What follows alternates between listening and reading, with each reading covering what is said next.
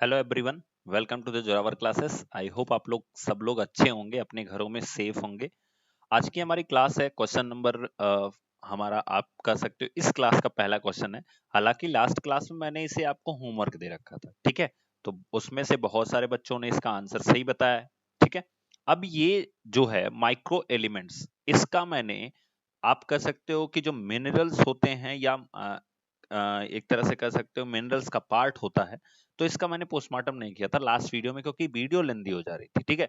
तो सबसे पहले तो हम इसको समझ लेते हैं, ये माइक्रो एलिमेंट्स और एक और वर्ड आता है मैक्रो एलिमेंट, ये भी मैंने आपको लास्ट क्लास में बताया था। और आप लोगों को ये भी होमवर्क दिया गया था क्या डिफरेंस होता है इनके बीच में, कौन सी चीज हमारी बॉडी के लिए सबसे ज्यादा जरूरी होती है। ये सारी चीजें मैंने लास्ट क्लास में आपसे बोला था करने के लिए और आप लोगों ने किया भी था, ठीक है। तो सबसे पहले समझ लेते हैं ये पैदा कहाँ से होता है।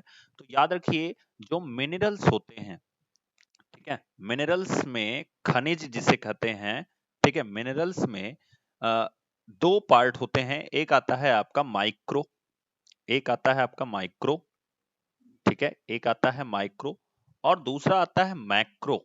देखिएगा ध्यान से, याद रखिएगा, दूसरा आता है मैक्रो, ठीक है। अब इसमें माइक्रो का मतलब क्या होता है, छोटा, और मैक्रो का मतलब क्या होता है, ज्यादा या बड़ा आप लिख सकते हो। अब देखिए, छोटा और बड़ा का कोई ज्यादा सेंस है नहीं। ये नहीं है कि इसमें जो एलिमेंट्स पाए जाएंगे वो बहुत बड़े बड़े होंगे, लाइक बड़ी बड़ी सी रोटी की तरह एलिमेंट्स होंगे, ऐसा नहीं होता है, ठीक है। छोटे ही होंगे और इसमें बड़े होंगे। इसका मतलब क्या होगा, हमारी बॉडी के लिए ऐसे मिनरल्स जो कम जरूरत होती हैं, जिनकी हमारी बॉडी के लिए रिक्वायरमेंट क्या होती, कम होती है। यानी आप एक सिंपल सी लाइन में लिख सकते हो, जो हमारी बॉडी के लिए रिक्वायर्ड हो, कितनी क्वांटिटी में, required in less quantity, required in less quantity, these are called micro minerals, ठीक है। और दूसरे जो होते हैं, जो किस में रिक्वायर्ड होते हैं, जो रिक्वायर्ड होते हैं, required in more quantity, more quantity, इन्हें हम बोलते हैं मैक्रो मिनरल्स, ठीक है। अब इसमें कौन कौन से आते हैं ये भी आप लोग नोट कर लीजिएगा, ठीक है। देखिए, इसके अंदर जो है वो सबसे ज्यादा इंपॉर्टेंट आपका आता है। सबसे पहले माइक्रो के बारे में हम लोग देख लेते हैं। देखिए, माइक्रो के अंदर कौन कौन से एलिमेंट आते हैं वो आप लोग नोट कर लेंगे। फेरस, जिंक, जो हमारी बॉडी में कम मात्रा के लिए जरूरी होते हैं, आयोडीन, कॉपर, कोबाल्ट, ये सब ऐसे मिनरल्स होते हैं जो हमारी बॉडी के लिए क्या होते हैं, कम जरूरत होते हैं। और जिनकी जरूरत ज्यादा होती है, यानी कि जो मैक्रो होते हैं, इनमें कौन कौन से आते हैं, तो इनमें भी आप लिख सकते हैं, जैसे कैल्शियम हो गया, ठीक है, फास्फोरस हो गया, क्लोरीन, फ्लोरीन, फिर पोटेशियम, मैग्नीज, ठीक है। तो ऐसे जितने भी होते हैं, ठीक है, मैग्नीशियम, ये सब जितने हैं, ये आपके क्या हैं, जो ज्यादा मात्रा में हमें जरूरत पड़ती है, वो है मैक्रो मिनरल्स, ठीक है। तो इतना सा था ब्रीफ इंट्रोडक्शन, और इसके क्वेश्चंस को आंसर भी आप लोगों ने अच्छे से किया है, ठीक है। अब जितने बच्चे हमसे पहली बार जुड़े हैं वो अपने व्हाट्सएप नंबर से, अब इस व्हाट्सएप नंबर पे, जो कि जोरावर क्लासेस का व्हाट्सएप नंबर है, जिसमें आपको ब्रॉडकास्ट के थ्रू आपको जोड़ दिया जाएगा, ब्रॉडकास्ट व्हाट्सएप पे, जिसमें आपको करना क्या है कि आपको अपना नाम और जिस भी पोस्ट के लिए आप प्रिपरेशन कर रहे हो वो लिख के आपको भेज देना है, इस नंबर पे व्हाट्सएप कर देना है, ठीक है। चलिए मूव करते हैं नेक्स्ट क्वेश्चन पे। तो अगला हमारा जो क्वेश्चन है वो है, the mineral necessary for coagulation of blood is, कौन सा ऐसा मिनरल है, खनिज है, जो रक्त के जमाव के लिए जरूरत होती है, जिसका जरूरत होती है रक्त के जमाव के लिए, और कौन सी ऐसी मिनरल है जो रक्त के जमाव के लिए सबसे ज्यादा इंपॉर्टेंट होती है, उसका आंसर आपको बताना है। और मैं ये क्वेश्चन आप लोगों को होमवर्क देता हूं कि इसका आंसर आप लोग बताओगे, क्योंकि बहुत इंपॉर्टेंट है और बहुत सिंपल सा आंसर है। हालांकि थोड़ा सा लेवल हार्ड है, ध्यान से करोगे तो कर पाओगे इस चीज को, ठीक है। तो इसलिए इसका आंसर आपको होमवर्क में देना है। और जो बच्चे हमसे पहली बार जुड़े हैं, जिन्होंने अभी तक ऐप को इंस्टॉल नहीं किया है, वो फटाफट ऐप इंस्टॉल कर लें। और कहाँ मिलेगा, तो आप सीधे सीधे गूगल प्ले स्टोर पे सर्च कर सकते हैं, ठीक है। और अपने आप को जो केबीएस का कोर्स है, केबीएस का जो कोर्स है, उसमें अपने आप को इनरोल कर लें, ठीक है, इनरोल कर लें। क्योंकि इसके पहले 800 प्लस स्टूडेंट अपने आप को इनरोल कर चुके हैं, और ये 800 प्लस स्टूडेंट 300 प्लस वीडियोज को डेली देख रहे हैं, अपनी नोट्स तैयार कर रहे हैं, और ये प्रिपेयर हो रहे हैं केबीएस के उस समय के लिए जब नोटिफिकेशन आएगा तब ये केवल क्वेश्चन एंड आंसर कर रहे होंगे। और देखो आप भी अपने आप को इनरोल कराओगे ये तो मुझे पता ही है, लेकिन समस्या क्या है कि आप लोग सोचते हैं कि हम नोटिफिकेशन जब आ जाएगा ना तब करते हैं, क्या दिक्कत है ना?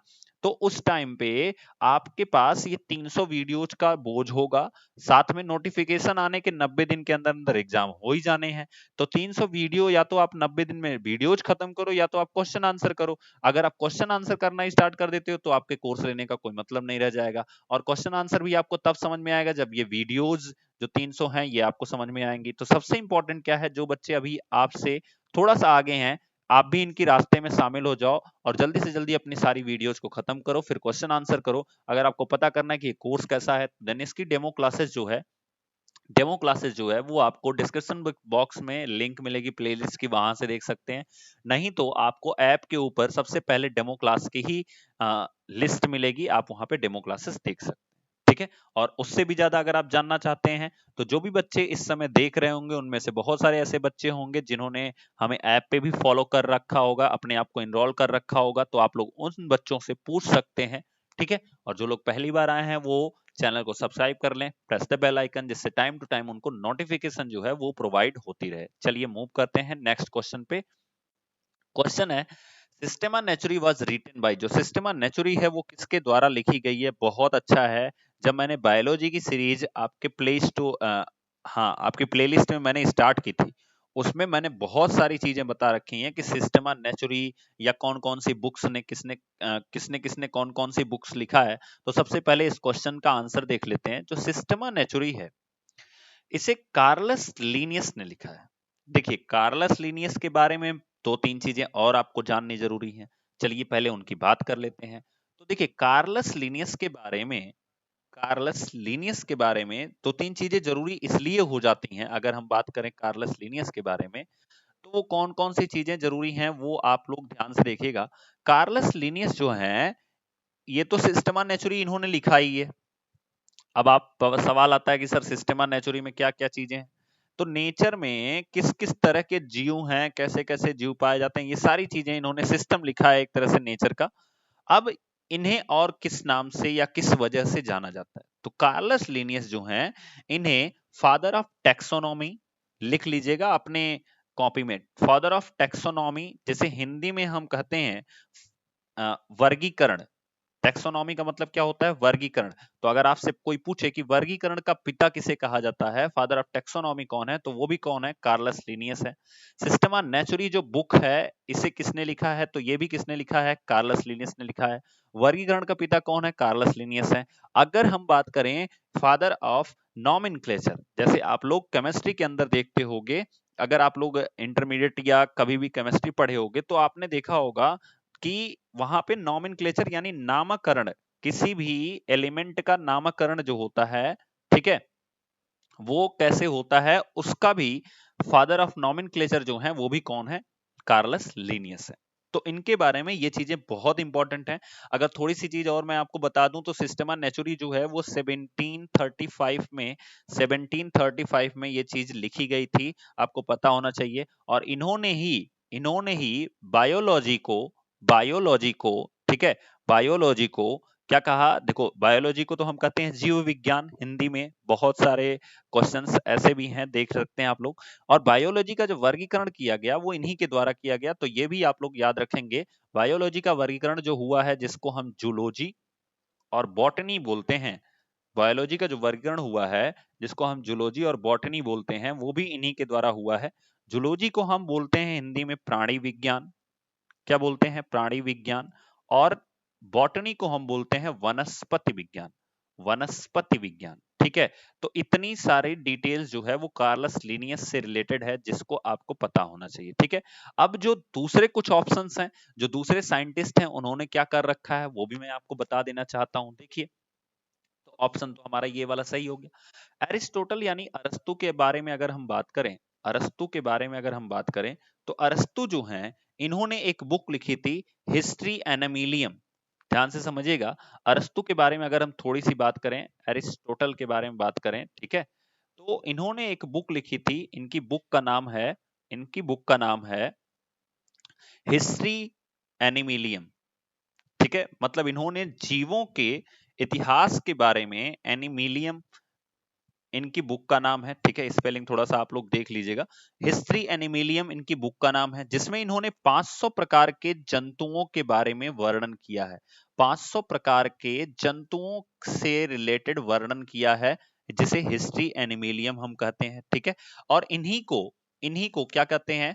Father of father of father of biology. याद रखिएगा, बायोलॉजी का वर्गीकरण किया था कार्लस लिनियस ने। फादर ऑफ बायोलॉजी, या आप कह सकते हो कि फादर ऑफ जूलॉजी, ये दोनों जो है बहुत कंफ्यूज करते हैं बच्चों को, ठीक है। तो आप लोग क्लियर रहिए एकदम कि फादर ऑफ बायोलॉजी और फादर ऑफ जूलॉजी जो हैं वो कौन है? वो अरस्तु हैं, एरिस्टोटल हैं, ठीक है, एरिस्टोटल हैं, ठीक है। और आपको पता होना चाहिए, ये जो फादर ऑफ बायोलॉजी और फादर ऑफ जूलॉजी हैं ये अरस्तु हैं। तो सवाल ये उठता है कि सर फादर ऑफ बॉटनी किसे कहा जाता है? ठीक है, फादर ऑफ बॉटनी किसे कहा जाता है? ये मेरा होमवर्क है, आप लोग बताएंगे। आपका ये होमवर्क है, फादर ऑफ बॉटनी। बहुत अच्छा सवाल है, आपको पता होना चाहिए फादर ऑफ बॉटनी किसे कहा जाता है, किसका नाम होता है फादर ऑफ बॉटनी के अंदर। तो ये था अरस्तु के बारे में थोड़ी सी नॉलेज। आगे हम बात करें हैकल के बारे में, तो हैकल और आर एच विटेकर के बारे में अगर हम बात करें, तो इन दोनों लोगों के बारे में आप लोग बताएंगे कि क्या है इन दोनों लोगों का संबंध हमारे साइंस से।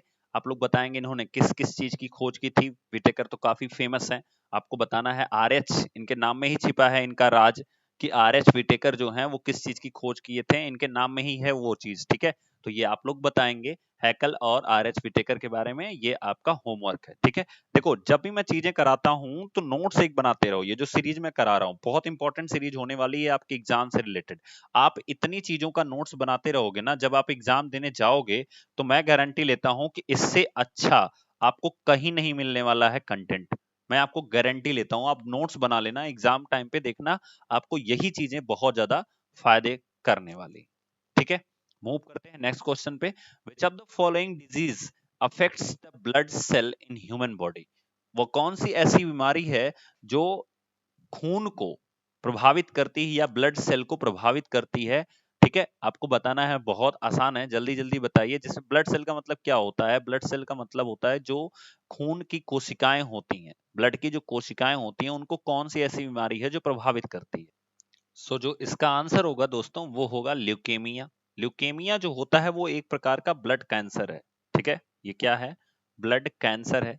किसको डिस्टर्ब करता है? तो ब्लड के अंदर जो टिश्यूज होते हैं, याद रखिए ब्लड जो है वो ऑलरेडी एक कनेक्टिंग टिश्यू है। आप जब ब्लड के बारे में पढ़ोगे तो इसे कनेक्टिव टिश्यू बोला जाता है, कनेक्टिव टिश्यू बोला जाता है, ठीक है। यानी ब्लड जो है वो कई सारे सेल्स से मिलकर बना होता है और इसे हम कनेक्टिव टिश्यू बोलते हैं, ठीक है।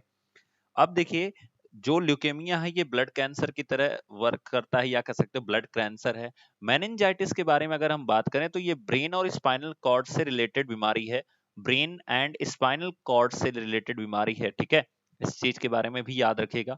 पोलियो के बारे में आप लोग जानते ही हैं और स्मॉल पॉक्स के बारे में भी आप लोग जानते हैं, ठीक है। अगर आप नहीं जान रहे हैं तो ये आपका होमवर्क है कि आप इसको सर्च करेंगे और बताएंगे ये किस किस वायरस के कारण होता है, पोलियो किस वायरस के कारण होता है, ये आपको बताना है, ठीक है।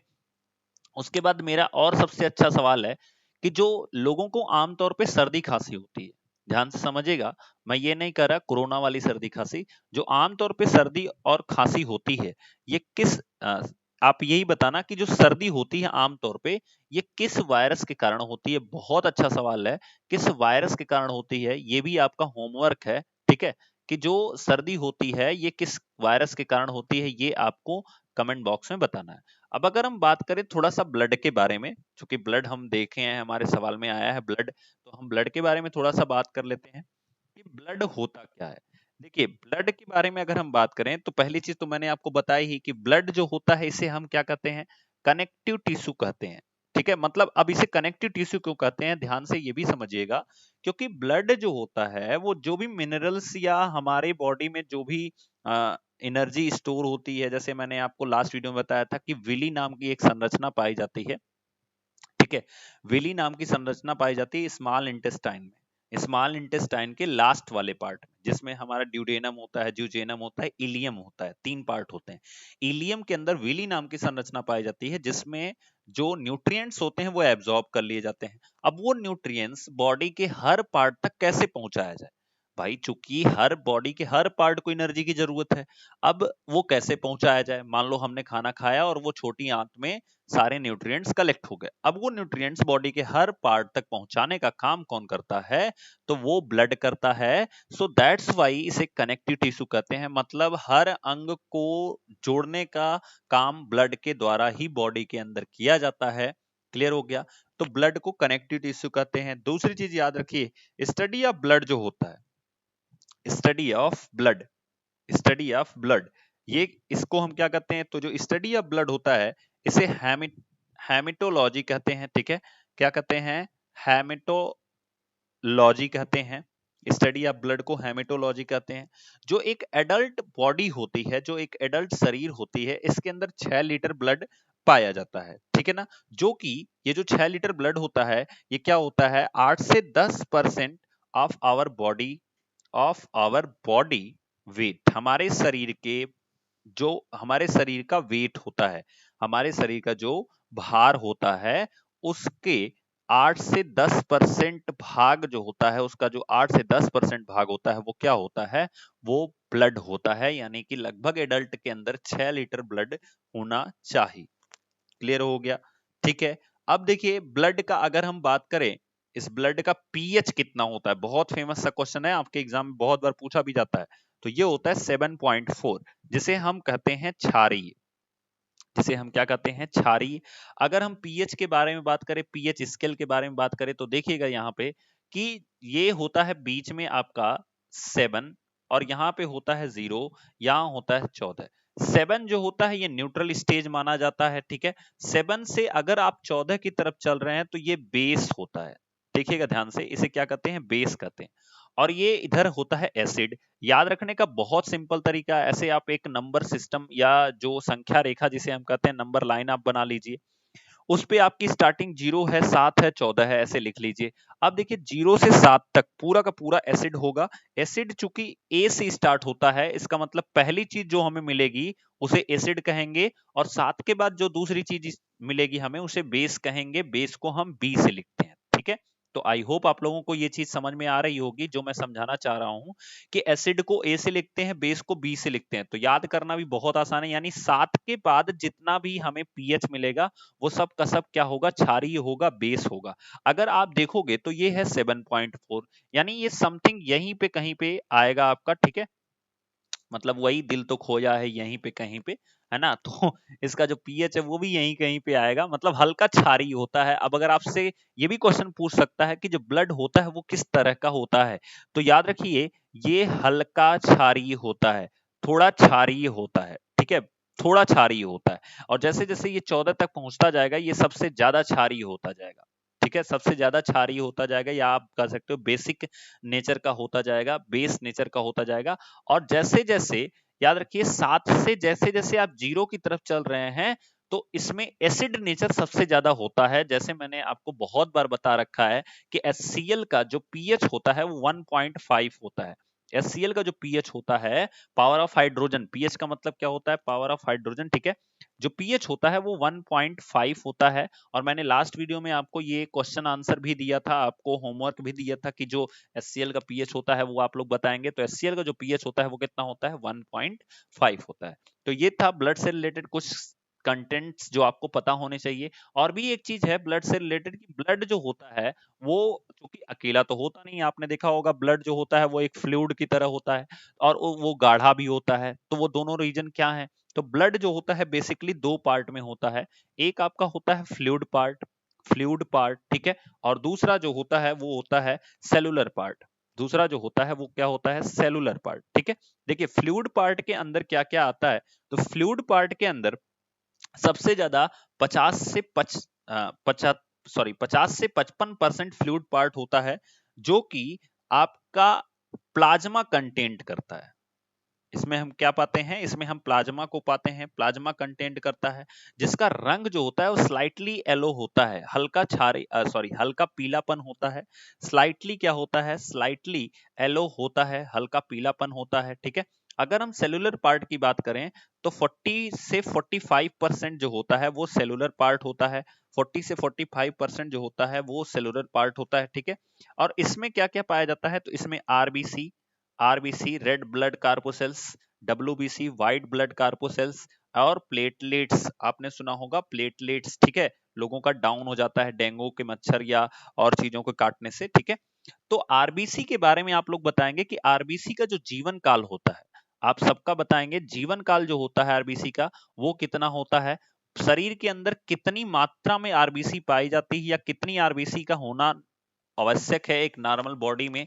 उसी तरह से डब्ल्यूबीसी का भी आप जीवन काल बताएंगे, ये आपका होमवर्क है, आप नोट करेंगे। डब्ल्यूबीसी का भी आप जीवन काल बताएंगे और कितनी मात्रा में ये जरूरी होता है, इसी तरह से आरबीसी का भी बताएंगे और प्लेटलेट्स भी बताएंगे आप, ठीक है। चलिए, तो इस तरह से ब्लड से रिलेटेड कुछ कंटेंट है जो मैंने आपको प्रोवाइड करा दिए। नेक्स्ट जब भी कोई आएगा तो फिर और डिटेल में हम लोग बात करेंगे, डिजीजेस का एक पूरा चैप्टर हम लोग पढ़ेंगे, तब हम इन सारी डिजीजेस को समझ लेंगे। हालांकि जैसे जैसे सेक्शंस गुजरता है, जैसे मान लो आपको ब्रेन पढ़ाया जा रहा है तो स्पाइनल, ऑब्वियस सी बात है स्पाइनल का जो सेक्शन है वो आपको स्केलेटन सिस्टम में पढ़ाया जाएगा, लेकिन चूंकि जैसे स्पाइनल और ब्रेन पढ़ाया जाएगा तो मेनिंजाइटिस के बारे में आपसे बात की जाएगी, और वायरस जब पढ़ाया जाएगा तो आपको पोलियो के बारे में भी पढ़ाया जाएगा, ठीक है। तो इस तरह से जब भी जो सेक्शन आप पढ़िए उस सेक्शन से हमारी बॉडी के अंदर, देखो बायोलॉजी पढ़ने का बहुत सिंपल तरीका है, ये उन लोगों के लिए बता रहा हूँ जिनको फिजिक्स ज्यादा आती है और बायोलॉजी थोड़ी कम आती है। उनका बड़ा सिंपल सा तरीका है कि पहले आप समझो कि बॉडी का जो भी पार्ट आप पढ़ने जा रहे हो, जैसे मान लीजिए कि हम पढ़ने गए ब्रेन, तो ब्रेन जो होता है इसका हमारी बॉडी में सबसे पहले काम क्या है, भाई क्या जरूरत है हमारी बॉडी में, ठीक है। तो पहले तो ये पढ़ लो। दूसरी चीज अब पढ़ो कि जब ये काम करता है तो ऐसा तो है नहीं कि सारा काम एक अकेला पार्ट कर रहा होगा, इसका मतलब ब्रेन के अंदर भी कुछ भाग होंगे, तो उन भागों को भी पढ़ लो। अब इन भागों के जो कार्य हैं वो आपको पता होने चाहिए, ठीक है। अब सवाल उठता है कि अगर किसी भाग में कोई प्रॉब्लम हो जाए, किसी भाग में कोई प्रॉब्लम हो जाए, यानी आप एक तरह से कह सकते हो कि बीमारी, तो सिंपल सा काम है कि किसी भी पार्ट में अगर हम पढ़ने जा रहे हैं तो तीन चीजें हमें पढ़नी है। एक तो कार्य पढ़ना है, दूसरा उसके क्या क्या पार्ट्स हैं और उन पार्ट्स के भी क्या क्या कार्य हैं वो भी हमें पढ़ना है, और हम उनसे जो बीमारी होगी वो कैसे वो किस तरह की बीमारी हो सकती है, किस चीज के इफेक्ट होने से। और चौथी चीज जो सबसे इंपॉर्टेंट है कि बीमारी का जो सॉल्यूशन है, या आप कह सकते हो बीमारी को रोकथाम जो है वो कैसे होगी, ये आपको पता होना चाहिए, ठीक है। तो इतनी चीजें किसी भी बॉडी के पार्ट को जब आप पढ़ रहे होगे बायोलॉजी के अंदर तो आपको ये सारी चीजें पता होनी ही चाहिए, ठीक है। देन आई होप आप लोग अच्छे से समझ रहे होगे, सेशन में आपको मजा भी आ रहा होगा, और अगर मजा आ रहा है तो प्लीज एक लाइक तो बनता ही है। नेक्स्ट क्वेश्चन है, body moving along a straight line at 20 meters. आगे आपका फिजिक्स का क्वेश्चन, चलिए जल्दी से बताइए। एक बॉडी जो है वो एक स्ट्रेट लाइन पे मूव कर रही है 20 मीटर पर सेकंड, ठीक है, 20 मीटर पर सेकंड के स्पीड से, एंड एक्सेलरेशन ऑफ 4 मीटर पर सेकंड स्क्वायर होना चाहिए, पर second square, after 2 second its speed will be. तो देखिए उसकी जो इनिशियल वेलोसिटी है ये इन्होंने दे रखी है, तो अगर हम लोग बात करें कि जो इनिशियल वेलोसिटी है वो इन्होंने दे रखी है 20 मीटर पर सेकंड, इन्होंने इसका एक्सेलरेशन दे रखा है कितना, -4 मीटर पर सेकंड, इसका मतलब ये डाउन जा रहा है, गाड़ी रुकने की तरफ जा रही है, ठीक है ना, ध्यान दीजिएगा गाड़ी क्या हो रही है, रुकने की तरफ जा रही है। 4 मीटर पर सेकंड स्क्वायर, माइनस का मतलब होता है रिटार्डेशन, अगर एक्सेलरेशन माइनस में दिया है तो इसे हम रिटार्डेशन कहते हैं। क्या कहते हैं, एक्सेलरेशन अगर माइनस में दिया है तो रिटार्डेशन कहते हैं, हिंदी में इसे हम मंदन कहते हैं, हिंदी में हम क्या कहते हैं, मंदन कहते हैं, ठीक है। और टाइमिंग इन्होंने कितनी दे रखी है, तो टाइमिंग इन्होंने दे रखी है 2 सेकंड। पूछा जा रहा है कि 2 सेकंड के बाद जो कार की स्पीड होगी वो कितनी होगी, तो आपसे पूछा जा रहा है v की वैल्यू बताओ, कौन सा इक्वेशन हम लोग लगा दें यहाँ पे, तो v is equals to u plus a t, ठीक है। ये प्लस तो तब होता है जब इसकी वैल्यू a की प्लस में हो, चूंकि a की वैल्यू माइनस में तो यहाँ पे माइनस आ ही जाएगा। v इज इक्वल्स टू ये हो जाएगा 20 - 4 इंटू 2, तो 4 दूना कितना हो गया 8, 8 आप घटा दोगे तो 20 में से 8 घट जाएगा तो कितना बचेगा, तो ये हो जाएगा 12 मीटर पर सेकंड, ये स्पीड हो जाएगी। आंसर हो जाएगा सेकंड ऑप्शन। ठीक है, इतना आसान सा क्वेश्चन था, आप लोग खुद देख सकते हैं। ठीक है, बिल्कुल इजी क्वेश्चन था, सबसे आसान सा क्वेश्चन था। नेक्स्ट क्वेश्चन के लिए मूव करते हैं, और जो लोग अभी तक वीडियो को लाइक नहीं किए वो कर दीजिए, और प्लीज अगर आप लोग पहली बार आए हो तो चैनल को सब्सक्राइब कर लीजिए, जिससे आपको टाइम टू टाइम नोटिफिकेशन मिलता रहे। ठीक है, अगला लिखा गया find the power of pump. आपको पंप की पावर को बताना है। Is 373 kg of water comes out from 360 pond in half an hour. अगर ये पंप क्या करता हो, 360 तालाबों में से आधे घंटे के अंदर 373 किलो पानी क्या करता हो, निकालता हो, तो आपको बताना है कि ये जो पंप है वो कितनी पावर रखता होगा। तो आपको पावर का फॉर्मूला पता होना चाहिए। पावर इक्वल्स टू क्या होता है, work upon time, work upon time. ठीक है, अब ये जो वर्क है, वर्क का फार्मूला क्या होता है, तो वर्क का फार्मूला होता है F इंटू डी, या आप कह सकते हो कि डिस्टेंस से रिलेटेड होता है, एंड डिवाइडेड बाई टाइम। अगर F को और ज्यादा आप मॉडिफाई करोगे तो M इंटू जी आप लिख सकते हो, इंटू एच लिख सकते हो। ठीक है, MGH भी लिख सकते हो इस टाइम को, क्योंकि डिस्टेंस को आप एच लिख सकते हो। अब चूंकि ये फॉर्मूला लगेगा या नहीं लगेगा, it's up to you, and ये आपको मैं होमवर्क देता हूं, हर चीज में बताऊंगा, तो फिर मजा क्या रह जाएगा आपके प्रिपरेशन का, नेक्स्ट वीडियो में हम लोग देखेंगे। ठीक है, अभी आपका ये होमवर्क है, ये आपको आंसर करना है कि कितनी पावर होगी उस पंप की, ये आपको बताना है। ठीक है, चलिए आज के लिए इतना ही दोस्तों, एंड आई होप आप लोगों ने ऐप को इंस्टॉल कर रखा होगा, आप लोग अपने आप को केवीएस का जो कोर्स है उसमें इनरोल भी किए होंगे। अगर नहीं किए हैं तो प्लीज विजिट कीजिए और डेमो क्लासेस लीजिए और अपने आप को उस कोर्स के अंदर इनरोल कीजिए। ठीक है, और जल्दी से अपनी तैयारी पूरी कीजिए, फिर हम लोग नोटिफिकेशन के टाइम पे 2 महीने कंटिन्यू 2.5 घंटे का पेपर डिस्कस करने वाले हैं, जो कि आपके लिए बहुत ज्यादा बेनिफिशियल होने वाला है। ठीक है, थैंक यू गाइस।